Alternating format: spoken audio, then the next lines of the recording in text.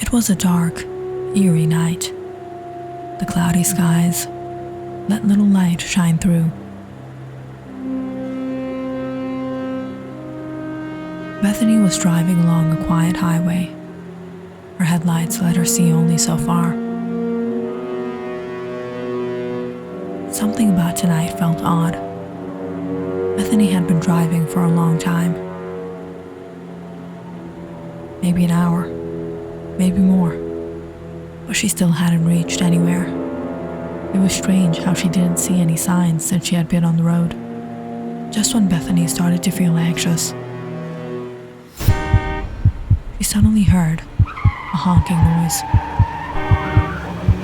A truck in front of her.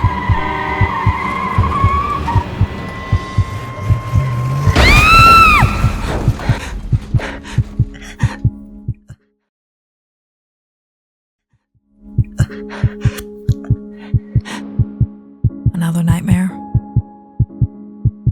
I'm scared, James. These dreams are so unusual.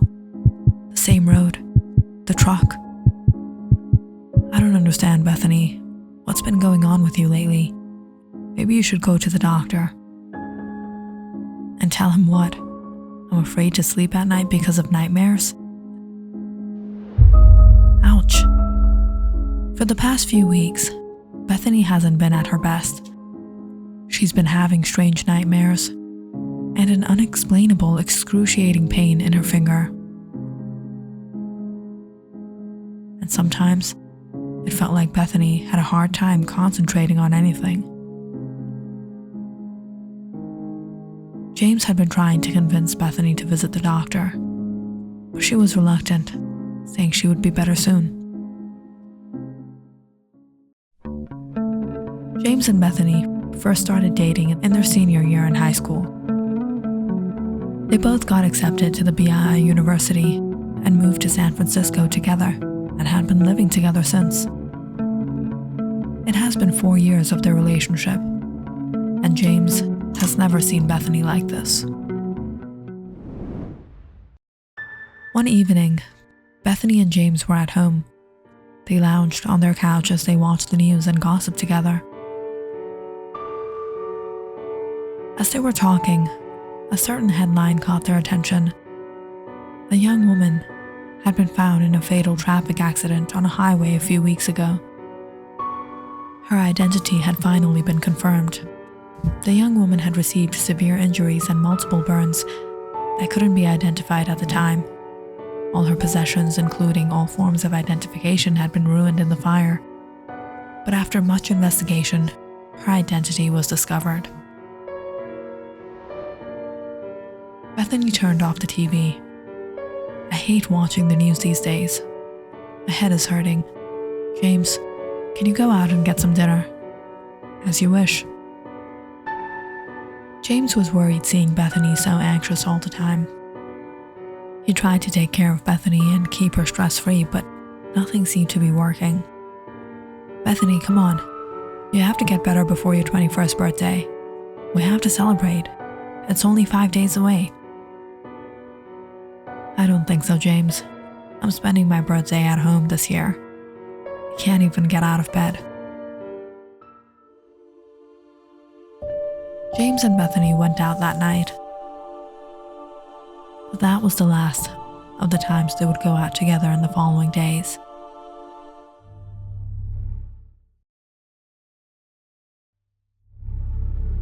The morning after,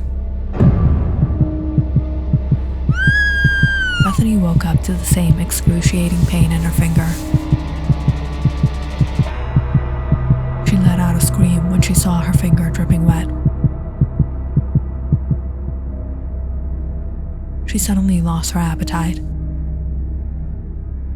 and was in no condition to attend her classes. Bethany lay in bed, her eyes drowsy from the lack of sleep. Every night, she had the same terrible dream and woke up shaking.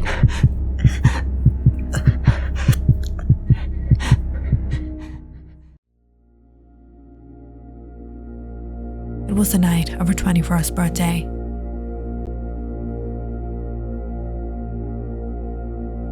Bethany was laying down in her bed, unable to sleep. James had fallen asleep in a wink as usual.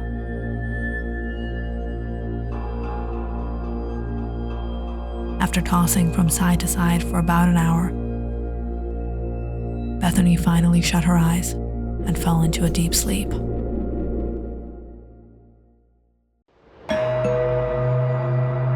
At that very moment, the doorbell rang continuously. Wondering who it could be at this time, I went to check the door.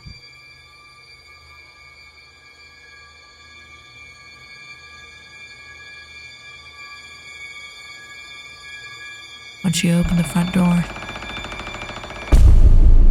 she was shocked to see a woman standing in her corridor. She was pale and haggard and had an injury on her head. Although she had changed a lot, Bethany recognized her immediately. It was an old friend of hers. Anne? What happened?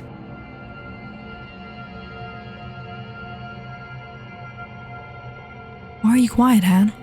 Are you hurt?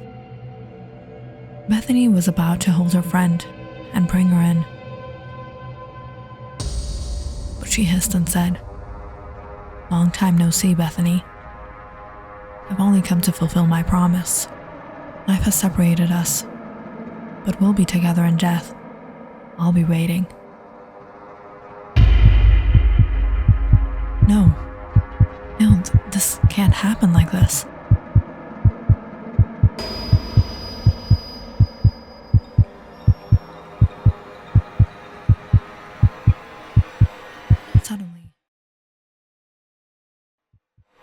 Suddenly, everything started to go dark. Bethany felt a sharp, intensely cool breeze on her face before she collapsed to the ground.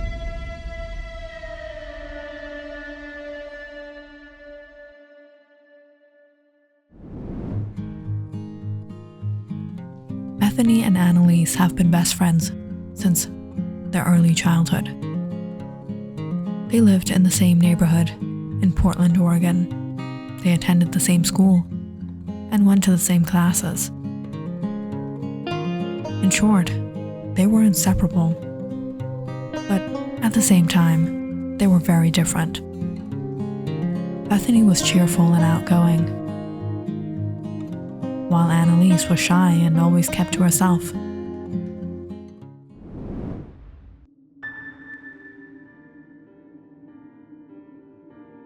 Do you think we'll be best friends forever?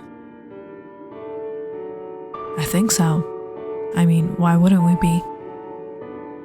I don't know. Sometimes people just grow apart over time. That's nonsense. We'll be friends forever. How about we take a blood oath? What's that? A blood oath. We both have to swear that we'll be best friends forever. We'll never let anything separate us, not even a boy. And if it ever be's that we like the same guy, we'll give up our love for each other. We'll always be loyal to each other and look after each other with whatever we have. No person should be able to mess with either of us, but that the other will stand by her side. And lastly, if we ever happen to lose touch, we'll do everything we can to make sure we be together forever, and no matter where life takes us, we'll meet each other every 5 years, the first of which will be our 21st birthdays by midnight at Cape Mears Lighthouse. I swear, we're in this together, forever. Annalise found 2 needles and handed one to Bethany. She took a piece of paper and wrote down their oaths and signed their names. The girls then lit a candle and heated the tip of their needles in the flame. Taking their needles, both girls pricked their index fingers and each smeared a drop of blood next to their signatures. blood oath was sealed.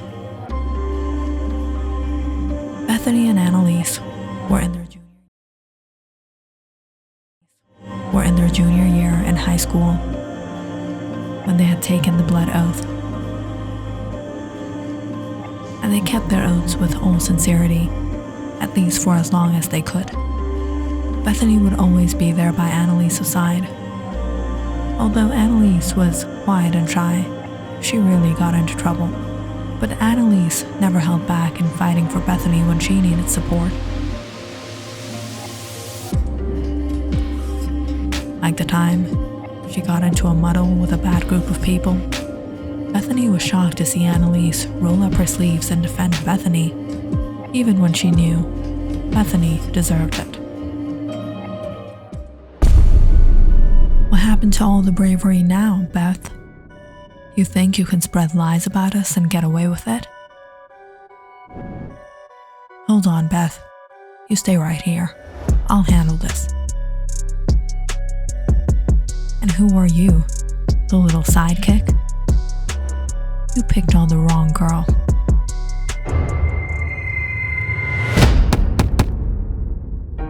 And I don't know how to thank you for being there for me.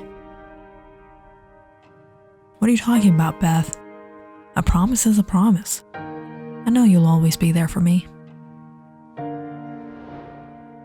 And it never happened so that any guy ever got between them.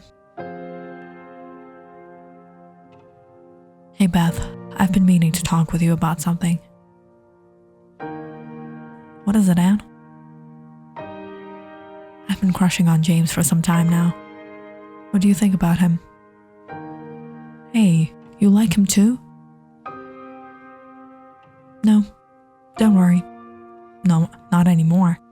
James is off limit for both of us. A promise is a promise. A promise is a promise. By the time senior year rolled around, Bethany decided she would move to California for college. Annalise was a little upset when she got the news, but she didn't hold back Bethany from building her future. Annalise had faith in Bethany and in the oath they took. Beth, I'm so happy you got accepted. I hope you do well. But don't slack on the promise, alright? Call me at least once every week. I know it will be difficult to travel back and forth, but we must meet on our 21st birthday, no matter what, or our blood oaths will be broken. Of course, you don't have to remind me. I signed the oath with you. Like I said, we're in this together. You are my best friend. I'll miss you. Me too.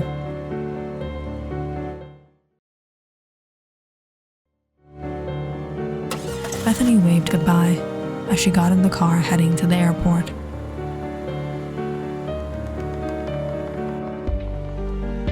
Annalise wiped a tear off her cheek as she watched the car drive away. Bethany was in a hurry. She had to meet someone at the airport. They would be late for their flight to California. It was her boyfriend,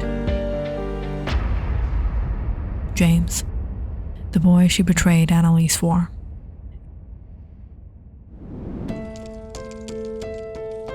It had been a year since Bethany had secretly been dating James, even when she knew Annalise had feelings for him. She didn't want to have to leave Portland, but she was going to because she wanted to be with James. And she could never be with him with Annalise around, reminding her of her betrayal. After the two girls parted, Bethany attended college and started a new life with James. While Annalise stayed in their hometown, she went to the community college and got a job at the local store. She met someone special and soon fell in love. So far, their lives were great, and they still kept in touch, calling each other once every week. But it wasn't before long that Bethany became overwhelmed with her life and found Annalise's calls intervening. and as her relationship progressed, all she wanted to do was cut Annalise out of her life, no matter how loyal she had been. And soon, the phone call stopped completely, and the friends lost in touch with each other. Annalise often thought of her best friend. As time went by, she was the one who would be calling Bethany, but Bethany wouldn't be available, or she would be too busy.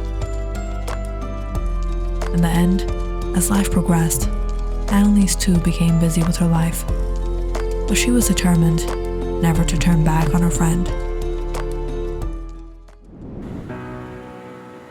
She waited for their 21st birthday, when they promised to meet, and her birthday was the first to come. On that night, she drove out to Cape Mear's lighthouse, where she knew Bethany would be waiting for her. But Annalise was wrong. She waited, and she waited till dawn neared. All alone.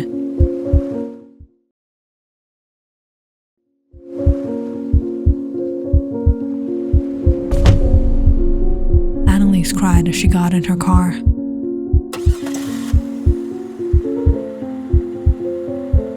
She drove down the endless highway, full of emotions and fear, remembering that night she had sealed the oath with her blood.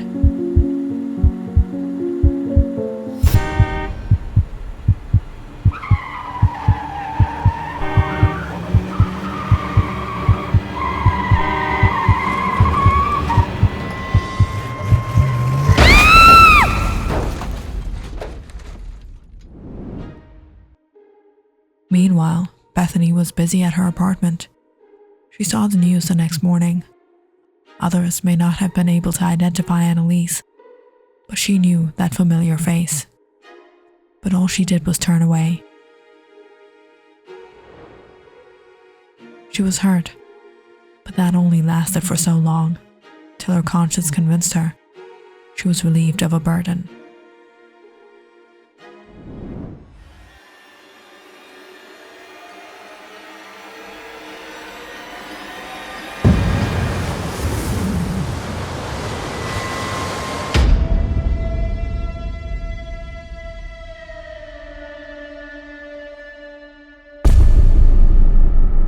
It was near dawn on the night of Bethany's 21st birthday that James suddenly woke up to a dreadful noise. He jumped out of bed in a panic when he realized Bethany was not next to him. He ran around the apartment checking the kitchen, living room, the bathroom, but Bethany wasn't anywhere. At last, he noticed the glass door to the balcony unlocked. He ran out immediately, but it was empty. James took a deep breath, his hands trembling, as he held the railing and peered over. There Bethany was, lying on the sidewalk, her limbs askew.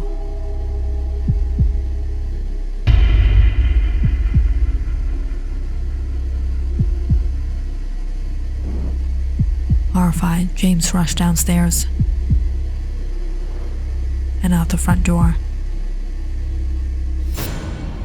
Bethany lay there, soaked in a pool of red, and right beside her on the pavement, written in her blood, a promise is a promise. If you enjoyed this story, please like and subscribe to my channel and share this video with your friends and family.